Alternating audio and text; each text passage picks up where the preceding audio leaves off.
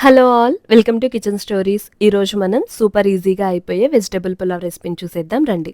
First stove on చేసి బాండి పెట్టి 1 టేబుల్ స్పూన్ వరకు నెయ్యిని అలాగే కాస్త ఆయిల్ తీసుకొని హీట్ అయిన తర్వాత ఇందులో పచ్చిమిర్చి అలాగే ఉల్లిపాయలు కూడా యాడ్ చేసుకొని ఫ్రై చేసుకోవాలి.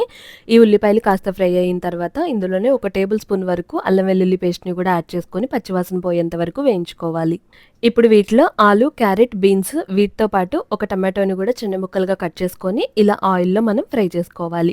ఇవి కాస్త మగ్గేంత వరకు మనం మూత పెట్టి వీటిని మగ్గించుకున్న తర్వాత ఇందులో మనం కాస్త కొత్తిమీర అలాగే కొద్దిగా పుదీనాను కూడా యాడ్ చేసుకోవాలి.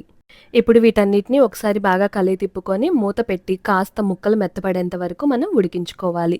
అలాగే ఫైనల్గా ఇందులో కాస్త పెరుగును కూడా యాడ్ చేసుకొని ఈ పెరుగు మనం తీసుకున్న వెజిటబుల్స్ అన్నిటికీ బాగా పట్టేలాగా కలుపుకోవాలి. ఇందులో ధనియాల పొడి 1 టీ స్పూను, జీలకర్ర ఇంకా గరం మసాలాలు ఒక్కొక్క టీ స్పూన్ చొప్పున తీసుకొని బాగా కలుపుకోవాలి. ఇప్పుడు ఈ బియ్యంలోని చెమ్మంతా ఎగిరిపోనివ్వాలి. ఆ తర్వాత మనం కొలతలు చూసుకొని 1.5 గ్లాసుకి మనం 3 గ్లాసుల వరకు వాటర్ని యాడ్ చేసుకోవాలి.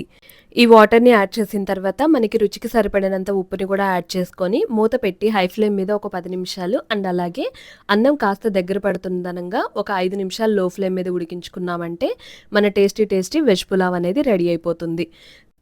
అంతే అండి. చాలా సింపుల్‌గా అయిపోయింది కదా! దీన్ని మనం సింపుల్‌గా రైతాతో సర్వ్ చేసుకొని తిన్నా సరే టేస్ట్ అనేది నెక్స్ట్ లెవెల్‌లో ఉంటుంది.